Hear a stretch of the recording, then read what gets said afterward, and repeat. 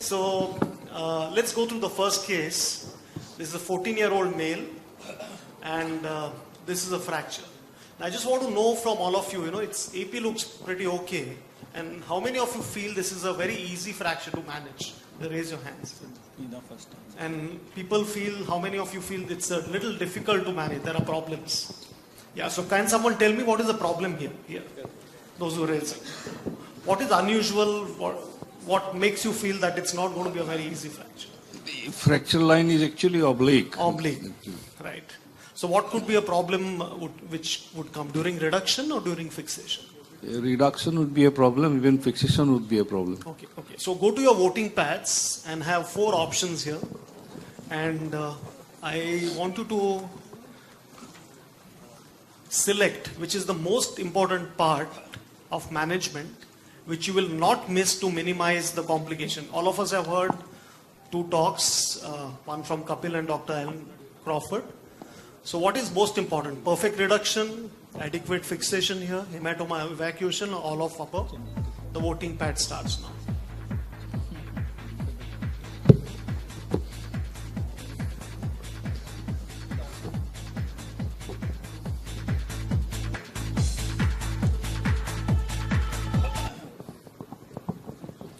Oh, so all of the above. Most of them say all of the above.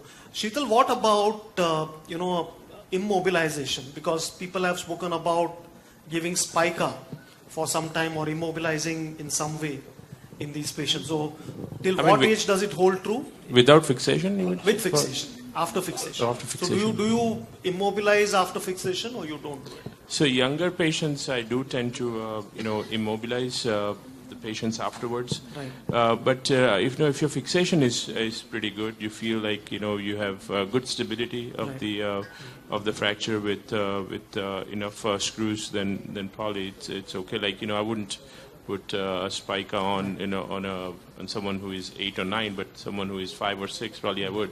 And then I use an immobilizer just to keep the knee straight, so they don't bend their knee, because even bending and abduction of the knee right. would create enough forces in the hip that can put stress on the fixation. Right.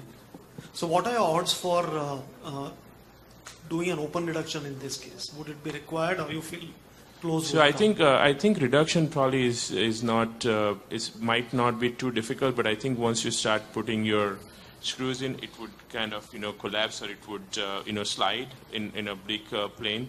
So you might want to check it before you do it, and then sometimes you can put transfix with one anti-rotation wire, and then put your screws in to hold the so that's reduction. A very important tip. Before passing the screws, pass the anti-rotation wire so that head doesn't rotate. Give the mic to Dr. Crawford.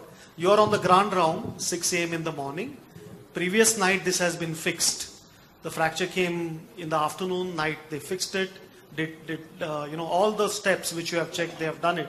And this X-ray was put on the rounds. Will you be happy, or you feel that this could have been done better? How will you analyze them? Well, probably 0 on both questions. One is that the medial cortex actually looks to be pretty good. There's bone contact there. The lateral I don't like as much, and then when you turn it to rotate it, it looks as though it's in a plane, so it may have rotated on itself already. So the reduction could have been better. Yeah, well, you can always say that. You have to be there, but I would have preferred a better reduction. Right. Yes. And if you couldn't get that close, would you still open it, or accept maximally achievable close reduction? Well, it all depends. I would want to do an open reduction, because I think anatomic reduction is paramount. I think because all of the other factors that I discussed have a window of error. Whereas if you are looking at it directly, then you've decompressed it, you've anatomically reduced it, you've got rigid fixation, and you leave the operating room feeling good. Absolutely. Yeah. So if you get an inadequate reduction, then if you have to choose between opening the fracture neck femur versus accepting an inadequate reduction, AVN rates will be higher with inadequate reduction, because your blood supply gets affected. So always learn a technique of open reduction, a very simple approach, Watson-James approach. You just extend your lateral approach to the neck, You don't have to be an anterior approach to go down to the neck here. And if required, open it. It does two things. It will evacuate the hematoma and at the same time give you a proper rotational reduction. What about fixation? I see the fixation is the same as I've sometimes seen it in and about the elbow. When you see the pins superimposed on each other, then you don't really have the biomechanical advantage that you would want with 3 pins. When do you allow weight bearing, from the audience? In fracture femur like this, which you have fixed, will you allow weight bearing at 1 month? 2 months? 3 months? At least after 3 months. After 3 months, right? So once the fracture heals, Premal, how long do you wait? After radiological union. So this patient was allowed weight bearing, protected weight bearing after 2 months. As it always happened in India and must be happening in US, a child whom you allow to walk runs, one whom you allow to run will participate in sports, and one whom you allow to participate in sports will take a bike, motorcycle at 14 years age and get an accident again like that. So this is what he came with to me at 3 months. And what do you feel is the cause from the audience? Is it the surgeon at fault? How many of you surgeon was at fault? The screws Bala, are yes. the screws are all jumbled together. Now, yeah. So whose fault is it? Is it the surgeon's fault? Yes, day one, I suppose. Or is it implant fault or No, is it no. the patient's fault? The screw should have been placed properly. One calcar, most down, and then 2 above, 1 anterior and posterior. The triangular formation. That gives the best stability for sliding and rotation. So had the fracture healed up? How many of you feel the fracture had healed up and refractured, or it never healed up? I think it's never held Never up. healed up. Okay. So what do you do, Bala? Hold on. Yeah. I'll have to redo it. Yeah. So what is the most difficult part of redoing? Taking out Getting the screws. Taking out the screws is more. Ah. Okay. So I was doing this fracture, and I thought, let me give the most difficult part to my junior person. Because I said, you remove the screws and I'll come back and fix it. Very smart, right? So how do you remove the screws? Cut them. Yes, Bala. Cut the screws and remove it. So how do you cut? So you have to go to the neck and cut them. No, there's a gap there. There is a gap. So you will go through the gap. I thought possibly take a minor stretch. Yes, because I think it's unstable. Right. Trying to get those out, then you've got to Right. So trying to take out is more dangerous because it will keep on rotating the head. Yes. Any other option? So one option is to go through the neck, cut the screws and remove it, and then use that opportunity to do a good open reduction and fix it. And bone graft. And bone graft. Yes. You could manipulate and try and straighten out the screws. Okay. So what we did was this was not moving at all, and what we did was we made a small core around the screw heads, and through that we passed a thick suction tube cannula, and these were synthesis screws, but we were able to unbend them, and one by one we unbent them, and one by one the screws were removed. And this is what it looked like. And we tried to bend the screw again, one of the screws, to see, whether it would break. But it was bending but not breaking. So we are left with this situation once all the screws are out. And there is a gap anteriorly. So if you just fix like that, it's going to collapse again and give rise to problems. So what do we do now? Screws are out. The most difficult part is over. So here I enter now. And I have to fix this. Anybody else? Anirban, yeah, from the audience, anybody wants to take this? Yeah. Otherwise, we'll ask Kapil. Yeah, please answer. Anyway, one option is to put multiple screws again, the proper reduction. Absolutely. Of course, maybe you have to openly see the fracture reduction and then fix it. Yeah. Another one is choosing a more rigid fixation like a pediatric DHS. Okay. What about osteotomy? Would anyone want to change the orientation of the fracture line and convert it from more vertical fracture line to something which is more horizontal? Do you want Powell's forces to work in your favor or against that? How many Probably of here, you would add an abduction osteotomy?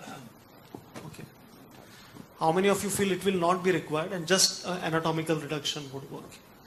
Okay.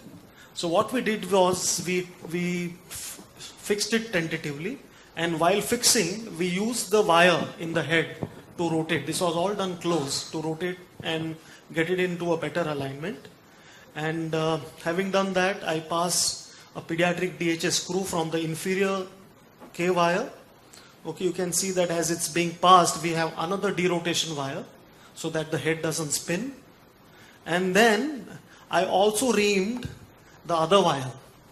This was not by mistake. I didn't want to put two DHS screws. The other wire was reamed because we wanted to put a fibula through that. So you have a fibula going through the superior portion, the implant going to the inferior portion, implant going through the inferior portion because the vessel which supplies the head comes from the top, so you don't want to damage it as much as possible. So screw comes inferior, and then you put 150 degree DHS here because you want a 30 degree valgus osteotomy. So that is a very simple technique of doing it. Do a subtrochanteric osteotomy and then get shaft to the plate. Now what you would have seen here, I purposely have chosen a long barrel plate. I've chosen a long barrel plate because then I can lateralize the femoral shaft. So all valgus osteotomies have to be lateralized, all varus osteotomies have to be medialized. And having done that, the wedge which we got, little wedge, from while doing the osteotomy, we put it anteriorly. You can see that anteriorly in the gap, we opened up the capsule and put this graft anteriorly. And then you have this final picture.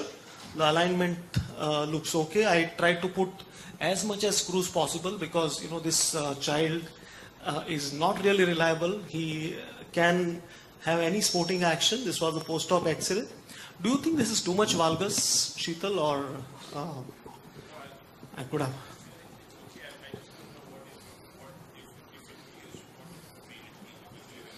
Yes. So we believe in masala, Sheetal. We put everything in a curry. Yeah. So it has to So taste good. whether it's your fibula, Whether it's a bone haldi or graft, mirchi or garam masala, we don't care. or osteotomy or implant. As long as it tastes well, it's fine. So we have, and several grafts. There is a fibula graft because you can't fail in this case. You have to give 100%, like, how Dr. Crawford treats his CPT. He will add fixation, grafting, everything possible to make that to heal. So we made use of everything we knew, and finally this healed up at 1 year follow-up, and then the implants were removed and he did well.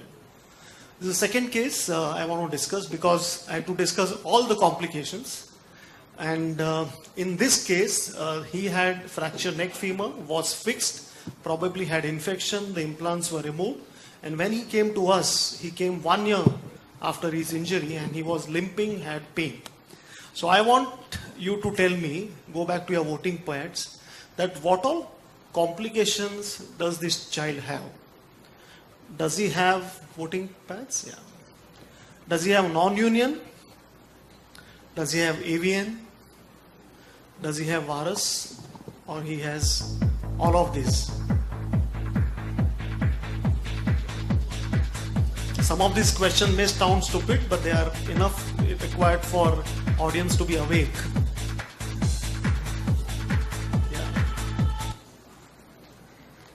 Yeah, there are some people still feel there is no AVN and no virus, but most of you feel that it's all of the above. Now, Premal, I'm going to ask you, is this salvageable or not? No. There is AVN because a lot of people in such situation do MRI to find out if the head had AVN, yes or no. But this is evident that there is a vascular I think necrosis. the good part of AVN is on CT it looks a little bit different, but majority of the bone involved is between the epiphysis and the fracture site. And whatever it is, even if it is completely, we have to give one chance for normal hip to develop. I don't think this is any age for doing any so other. you would still do something. Yes, absolutely. And how does CT help us in this? Of course, it tells us that there is AVN. Any other useful? I don't think I would have done CT here. So yes, Dr. Law. Yes. If you look at the previous slide, you can actually see the posterior acetabulum. You know that there's pretty much nothing in the head. You see it in just looking at it, it's clear through. You can see a clear through shape. Right. So You know that even on plain X-ray that there are lytic area. So what would you salvage this head or not with so many lytic? Absolutely. Don't give up on the head. You don't give up because you'd like to do your best. I would not be as optimistic as in some other cases. Absolutely. But I would make an effort. Yeah. Okay, so we did a CT. The one more usefulness of CT is, implants have already been put. There is infection, AVN. We really don't know which part of the head is best to take your implant. And we did CT because then we knew that if we put my DHS along this segment, it has best chance for a purchase. We also know that there are areas of the head where there is no bone, and these are the areas. If we add a bone, then the chances of survival of this head would be good. So this is how we planned this case. We took an X-ray in adduction, again to horizontalize the fracture line, get it perpendicular to the vector R, and in that direction we will plan to put a DHS screw and then do a subtrochanteric osteotomy and then do angulation translation osteotomy. The principle is that if you draw a line along the intramedullary line, it should go through the pyriformis fossa. If that happens, you know that your translation has been adequate and your osteotomy is right in this case. And then you plan to do a DHS and you can measure the length of your barrel from this preoperative planning. And all this planning has been done using no fancy software. It has been done using PowerPoint presentation. So those who want to know, maybe after today's sessions or some other time, I can do it for people who are interested. So again, we pass one wire and the second wire, 2 wires to prevent derotation, one for DHS, one for the fibula, and do a subtrochanteric osteotomy, fix it, and this is how he healed up. And ultimately, the fracture healed up, the osteotomy healed up, and all the lytic lesions also filled up. He has an ovoid head, he has coxa brava, so it's not best of the hips, but he has no symptoms. He has shortening of 1 centimeter, which is not a big problem. So valgus osteotomy allowed us to reduce the amount of shortening. So it really worked well in this patient. Quickly going through, we have 2.5 minutes. So quickly going through 2 more cases very rapidly. So this is another area in which we get pathological fracture. Childhood osteomyelitis, treated by debridement, infection got controlled, not protected. Child fell down and had pathological fracture. And if you see gradually, the amount of bone here is dwindling away. You have hardly any bone in the neck, no bone in the trochanter, smaller head, which has gone into varus. And the question is, how should we treat this? Should we leave it alone and do a THR when the child becomes adult? Or should we do an excision if it's painful? Or just a valgus support osteotomy? Or should we attempt to fix this? So again, as Dr. Crawford said, never give up. You must try to salvage every head. So again, planning is put the whole thing in adduction and traction. That's the key. That gives you the planning. And then you do a subtrochanteric osteotomy. This is angulation and translation. And then you plan your fibula here. The problem in this small child is there is no pediatric DHS which will fix this. Either you can use a blade plate, but this patient was done in a small camp where we only had reconstruction plates available. So what we did in this rural setup is fix this again and took fibula, and again a small technique of removing fibula. We make 2 incisions and slide it across, and this pre-bent reconstruction plate was used to fix 2 screws above and few below, and you can see there are 2 fibulae were cut into 2 parts going from anterior to posterior to fill up that gap and recreate the neck, which actually didn't exist in this child. And this child ultimately healed up. She was able to go to school now, and she has no limb length disturbance yet present, which is surprising. An unusual complication, a basal fracture. So probably you would say that the incidence of AVN will not be very high, but this patient was treated by an open reduction somewhere else, and then he came to me at this stage for further management to Bombay, and we said that everything looks okay. The fracture heals up. The screws are below the physis, so there is no chance of early implant removal. But after 3 months, the patient had pain, and this is what was happening. And we were puzzled as to what is happening. Is it infection? Why the head has slipped? There was no clue. Was that repeat fracture? But then we found out that what was actually happening, there is an entity called AVN of the neck.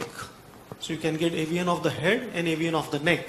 And then when there is AVN of the neck, what happens is it produces weakness in the neck area and secondary fracture in there, which causes this kind of appearance. And this we removed the implants to check for infection and kept him in spica for 3 months. And then ultimately that healed up, but patient had Coxa-Vara. And at that time,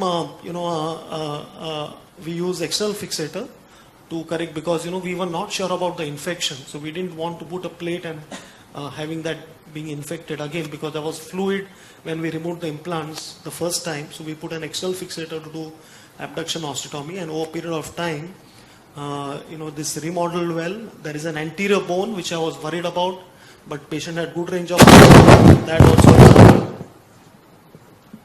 So these are few complications, and complications are going to happen, and we should be aware of this and should be ready to tackle them.